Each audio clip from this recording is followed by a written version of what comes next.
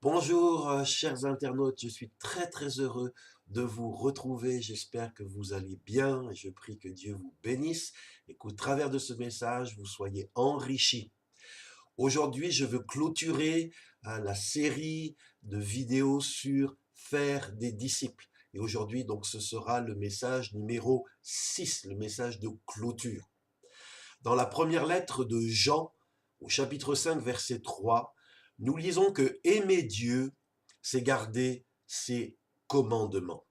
Aimer Dieu, c'est garder ses commandements. Or, le dernier commandement de Jésus, que nous trouvons dans l'évangile de Matthieu, c'est d'aller auprès des gens de toutes les nations et de faire d'eux des disciples. La méthode de Jésus, l'ordre de Jésus à ses apôtres, à ses disciples avant de partir pour toucher le monde, ça a été la formation de disciples. Je voudrais, pour clôturer cette série, vous partager 5 conseils pour que ça marche, pour que cette mission, si vous voulez l'accomplir, ça puisse fonctionner. Conseil numéro 1. Jésus a dit, je ne cherche pas à faire ce que je veux, mais ce que veut celui qui m'a envoyé. C'est dans l'évangile de Jean, chapitre 5, verset 30. Tant que quelqu'un n'est pas décidé à faire ce que Dieu veut, tu perds ton temps à vouloir de faire de lui un disciple. Premier conseil. Deuxième conseil. Cette mission de faire des disciples de toutes les nations, ce n'est pas par la force humaine, l'intelligence humaine que nous pouvons l'accomplir, mais seulement par l'Esprit du Seigneur. Si tu veux faire des disciples, tu as donc besoin d'être revêtu de la puissance d'en haut, la puissance de l'Esprit Saint. Conseil numéro 2. Conseil numéro 3. Les gens, pour devenir disciples, n'ont pas seulement besoin d'entendre de ta bouche la vérité, mais aussi de la voir en action dans ta vie. C'est le principe même de l'apprentissage. Les 12 ont vu Jésus prier, lire, étudier, méditer les saintes écritures, en faire usage, gagner des âmes, enseigner, aborder des individus, des foules, des malades, des démonisés. Conseil numéro 3, les gens ont besoin de voir la vérité en action dans ta vie. Conseil numéro 4, après les séances de TP, c'est-à-dire de travaux pratiques, Jésus ne manquait jamais en privé de faire en privé un débrief avec ses disciples. Si on ne tire pas les leçons de nos expériences sous le regard bienveillant d'un mentor, on va se priver d'une partie importante de notre formation. Combien de fois j'aurais pu aider les gens à mieux faire encore si leur orgueil n'avait pas empêché tout débrief. Quel dommage. Pense donc, c'est conseil numéro 4, de faire de temps en temps une évaluation avec tes disciples. Conseil numéro 5, dernier conseil, après un peu plus d'1 an d'avoir suivi et observé le maître, Jésus a jugé que le temps était venu pour eux de commencer à voler de leurs propres ailes. Nous lisons dans Marc chapitre 6 verset 7, Jésus appela ses 12 disciples et se mit à les envoyer 2 par 2. Et c'était en fait cela son objectif dès le départ.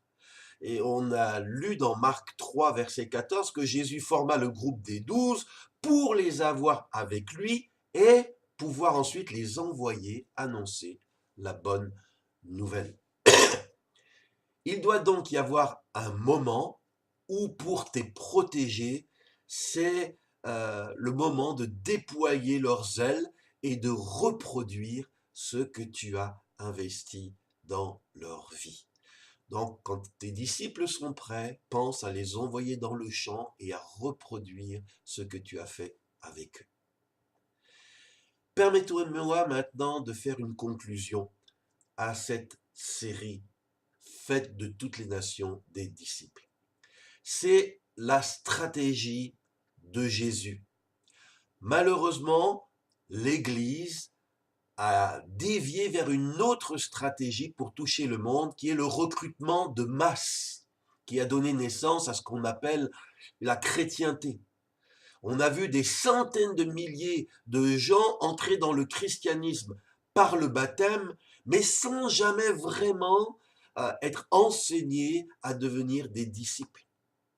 Nous avons donc besoin de corriger cela et aussi de réévaluer notre conception du succès. Le succès, est-ce que c'est avoir beaucoup de monde ou avoir des vrais disciples?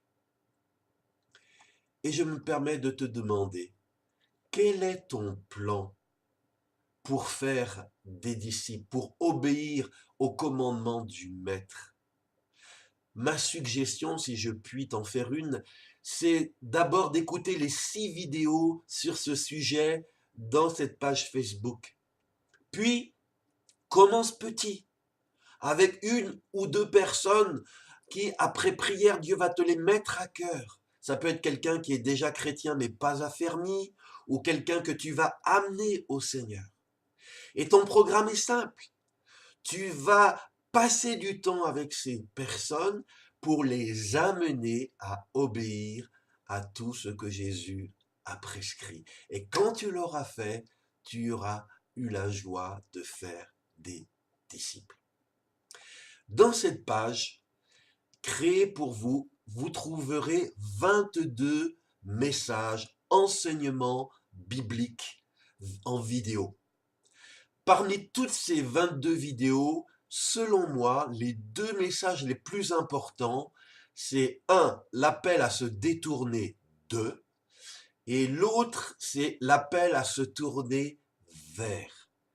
Si ces 2 messages, tu les as intégrés, et si tu les mets en pratique, tu es un homme ou une femme bénie. Car dans ces 2 messages, nous trouvons les fondations même de la vie, de la foi, de la vie chrétienne. Je vous dis, chers internautes, partagez cette page avec vos amis si elle vous a béni. Continue d'aller chercher les autres vidéos que tu n'as pas encore regardées pour en être instruit.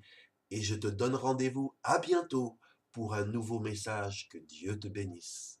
Amen.